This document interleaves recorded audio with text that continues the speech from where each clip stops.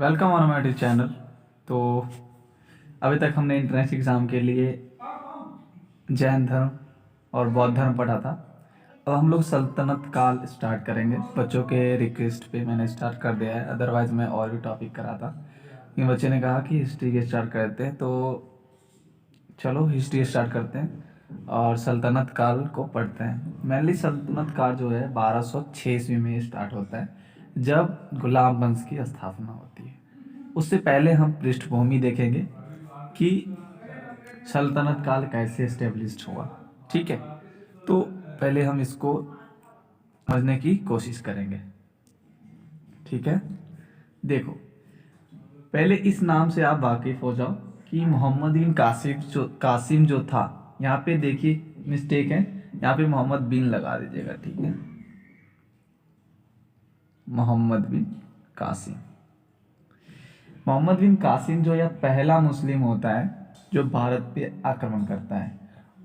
और ये जो आक्रमण करता है वह करता है सिंध क्षेत्र में। पृष्ठभूमि बता रहा हूँ, उसके बाद हम क्वेश्चन भी देखेंगे इसमें। उसके बाद हम सल्तनत काल जैसे कि गुलाम वंश, ठीक है, खिलजी वंश, तुगलक वंश, सैयद वंश, लोदी वंश, इन सब का सेपरेट एक एक वीडियो में जितना भी ऑब्जेक्टिव इंपॉर्टेंट बनता है सबको हम लाके ख़त्म करेंगे। ठीक है, तो इसमें पृष्ठभूमि देखेंगे और कासिम के बारे में देखेंगे, गजनबी के बारे में देखेंगे, गौरी के बारे में देखेंगे। गौरी जब चला जाता है तो उसका जो दास होता है, ठीक है, गुलाम जो होता है, गुलाम माने उसके अंदर में जो काम करता है वो होता है कौन?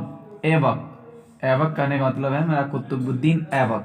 कुतुबुद्दीन ऐबक ने ही गुलाम वंश का स्थापना करता है। गुलाम वंश इसीलिए क्योंकि गौरी के अंदर में वो काम करता था। ठीक है, यानी गौरी का गुलाम था, तो इसीलिए उसका नाम गुलाम वंश रखा गया।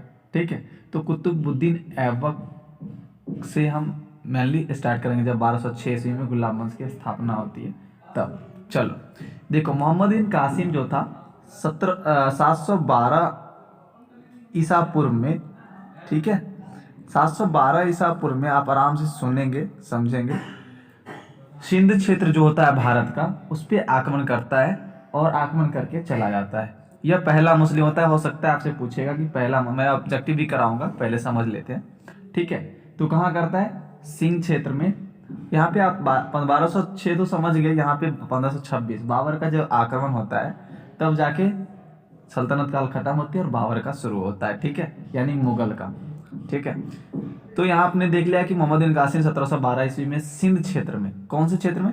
सिंध क्षेत्र में, ठीक है, आक्रमण करता है और पहला मुस्लिम होता है भारत पे आक्रमण करने वाला, मोहम्मद बिन कासिम। अब आती है मोहम्मद गजनवी की बात। मोहम्मद कासिम तो प्रथम मुस्लिम था, लेकिन मूलतः अगर हम बात करें तो मोहम्मद गजनवी जो है बार बार यहाँ आता था, लुट के जाता था, अपना इस्टेब्लिश नहीं किया था। ऐसा नहीं कि मोहम्मद बिन कासिम आया यहाँ पे इस्टेब्लिश किया अपना किंगडम फिर लुट के ले गया, ऐसा नहीं है। गजनवी भी में ऐसा नहीं हुआ।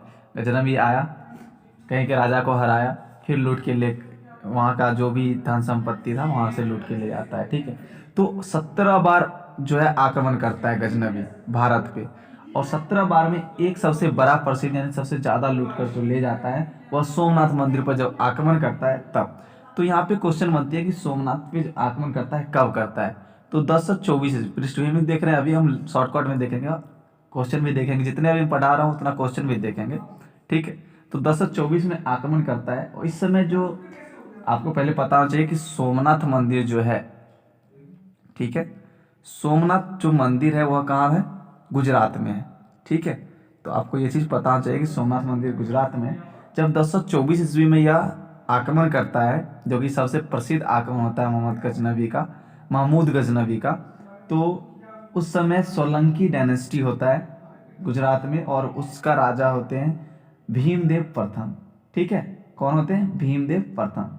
तो उसके बाद गजनवी का मृत्यु हो जाता है 1030 ईस्वी में।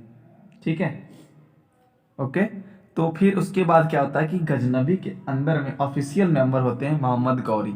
जब गजनवी का मृत्यु हो जाता है तो इनके अंदर ऑफिशियल एक मेंबर होते हैं जिनका नाम होता है मोहम्मद गौरी।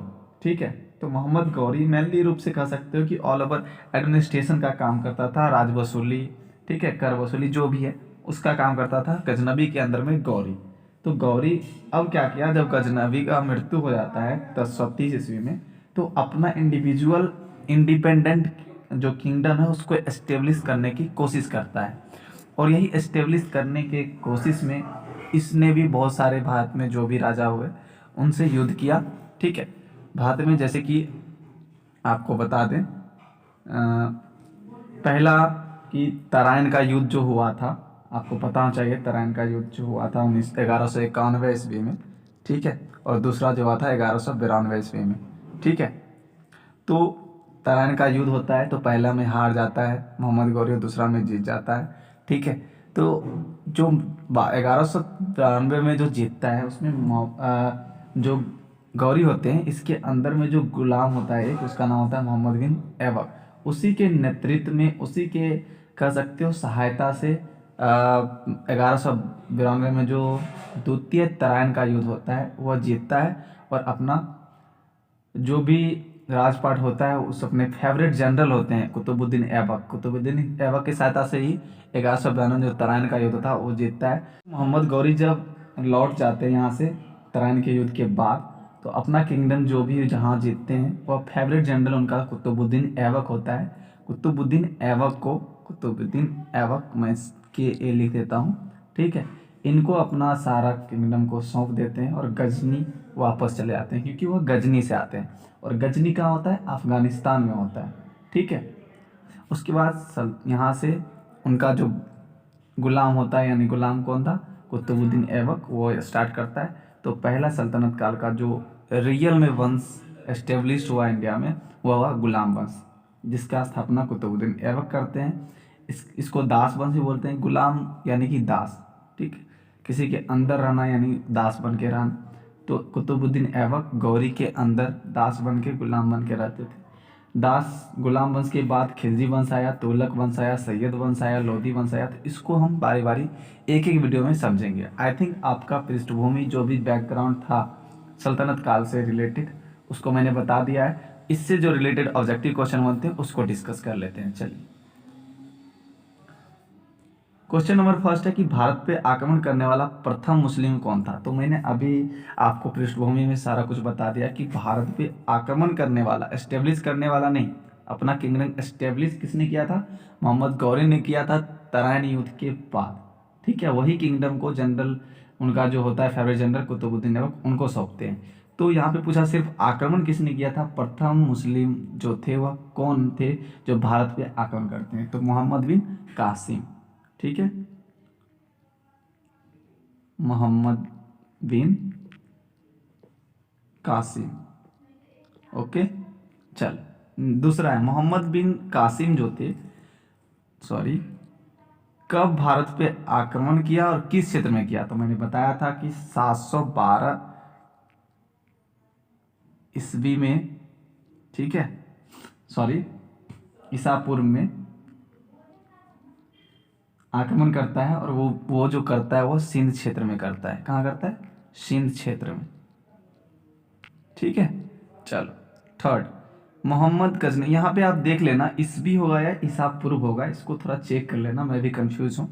ठीक है, कुछ चीज़ है जो मुझे माइंड से फॉरगेट हो जाती है, तो इसके लिए सॉरी। आप इसको चेक कर लेंगे, ठीक है, बेटर होगा। मोहम्मद गजनवी भारत, यहाँ पे का लिखा हुआ है तो यहाँ पे होना चाहिए, नहीं सही है। तो मोहम्मद गजनवी मैं ऐसे ही बता रहा था, भारत पर कितने बार आक्रमण किए, यानी महमूद गजनवी, मैं मोहम्मद बोल देता हूँ इसके लिए सॉरी। तो महमूद गजनवी जो है वह भारत पे 17 बार आक्रमण करता है। ठीक है, तो आपको पता होगा प्रसिद्ध आक्रमण कौन था। तो इसको इरेज करते हैं और रिवीजन करते हैं। जो प्रथम मुस्लिम जो थे भारत पे आक्रमण करने वाले मोहम्मद बिन कासिम थे। मोहम्मद बिन कासिम कब भारत पे आक्रमण करते हैं, तो 712 ईस्वी में करते हैं, सिंध क्षेत्र में करते हैं। महमूद गजनवी भारत पर कितना बार आक्रमण करता है, तो 17 बार करता है। ठीक है, क्वेश्चन नंबर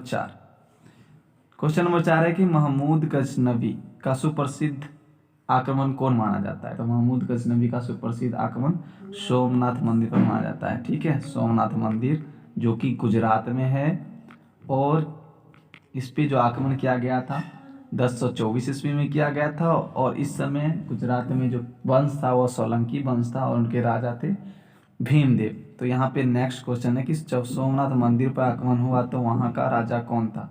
तो क्या होगा? भीमदेव प्रथम। मैं सब कुछ बता दिया हूँ, आपको पृष्ठभूमि आराम से देख लेना है, ठीक है।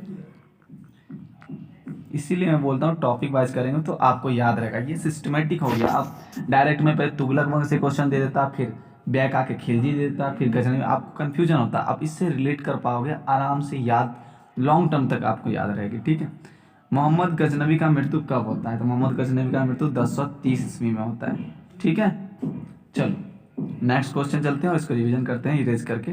मोहम्मद गजनवी का सुप्रसिद्ध आक्रमण सोमनाथ मंदिर जो कि 1024 में होता है और उस समय सोलंकी वंश होते हैं और राजा थे भीमदेव प्रथम।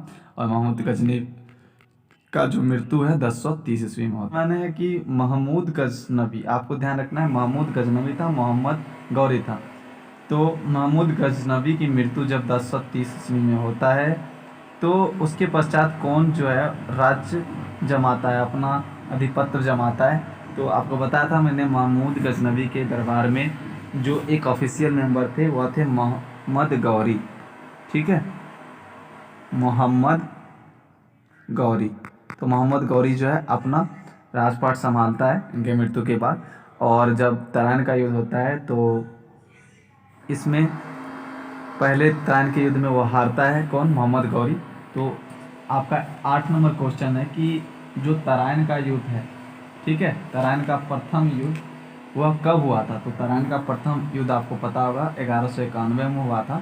इसके जस्ट बाद 1192 में तराइन का द्वितीय युद्ध होता है और सेम इंसान के बीच होता है। तो एक थे गौरी, मोहम्मद गौरी, और एक कौन थे? एक थे पृथ्वीराज चौहान। मैं चौहान लिख देता हूँ, ठीक है। तो इसमें गौरी की हार होती है प्रथम में और चौहान की जीत होती है। तो तराइन के प्रथम युद्ध में कौन पराजित होता है? यानी पराजित होता है, हारता है। तो इसका आंसर सेम हो जाएगा गौरी, ठीक है। चलो नेक्स्ट चलते हैं क्वेश्चन नंबर 10। तराइन का द्वितीय युद्ध कब हुआ? तो आपको मैंने बताया था 1193 में हुआ था। 11 नंबर है, तराइन का द्वितीय युद्ध किसके किसके बीच में हुआ था? तो सेम पर्सन आपको मैंने बताया था कि गौरी और पृथ्वीराज चौहान के बीच हुआ था। अब मैं चौहान लिख देता हूँ, आप लिख लेंगे पृथ्वीराज चौहान। 12, तराइन के द्वितीय युद्ध में कौन विजय हुआ? तराइन के द्वितीय युद्ध में पहले युद्ध में तो गौरी हार जाते हैं और चौहान जीत जाता है, लेकिन तराइन का जब द्वितीय युद्ध होता है तो गौरी इसमें जीत जाता है, ठीक है, गौरी होगा। उसमें मैंने पराजित लिखा था, यहाँ पे विजय लिखा है। तो इस तरह आपको क्वेश्चन में फंसाया जा सकता है, दो लगातार क्वेश्चन देके, एक में पराजित एक में विजय। पराजित मतलब हारना, विजय मतलब जीतना। तो इसमें गौरी जीत जाते हैं द्वितीय में और चौहान हार जाता है। तो गौरी जो जीतता है वह किसके सहायता से जीतता है? वह कुतुबुद्दीन ऐबक की सहायता से जीतता है। तराइन का द्वितीय युद्ध गौरी किसके सहायता से जीतते हैं? तो कुतुबुद्दीन ऐबक। मैं यहाँ पे ऐबक लिख देता हूँ, आप कुतुबुद्दीन ऐबक लिख लेंगे, ठीक है, ऐबक, ठीक है। अब देखिए ऐबक जो था वह उसका इनका जो है फेवरेट जनरल था, क्योंकि इन्होंने तराइन के युद्ध को जिताया था गौरी को। तो जब गौरी गजनी चले जाते हैं यानी अफगानिस्तान, तो अपना सारा किंगडम ऐबक को सौंप देते हैं। तो यहाँ से आपका गुलाम वंश स्टार्ट होता है। गुलाम वंश इसीलिए कि गौरी के अंदर ऐबक काम करता था, गुलाम की तरह, दास की तरह, इसीलिए गुलाम वंश नाम रखा गया। तो इसके बाद हम अब गुलाम वंश से रिलेटेड जो भी राजा हुए उनके बारे में जानेंगे, ठीक है। तो वीडियो यहीं समाप्त करते हैं। वीडियो कैसा लगा?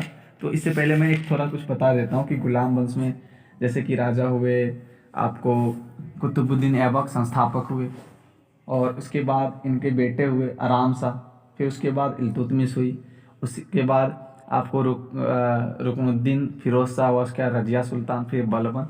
तो इन सब को हम पढ़ेंगे। मेनली जो याद करने वाली है गुलाम वंश का वो ऐबक है, इल्तुतमिश है, रजिया सुल्तान है, बलबन है। तो इनसे ही क्वेश्चन आता है। तो हम एक बार में सारा करवा दे या टॉपिक वाइज कराए, आप हमें कमेंट सेक्शन में बता देंगे। गुलाम वंश करवा दे, खिलजी वंश करा दे, तुगलक वंश करा दे, सैयद वंश करा दे, लोधी वंश, अलग अलग सेपरेट वीडियो में या एक ही बार में करा दूँ।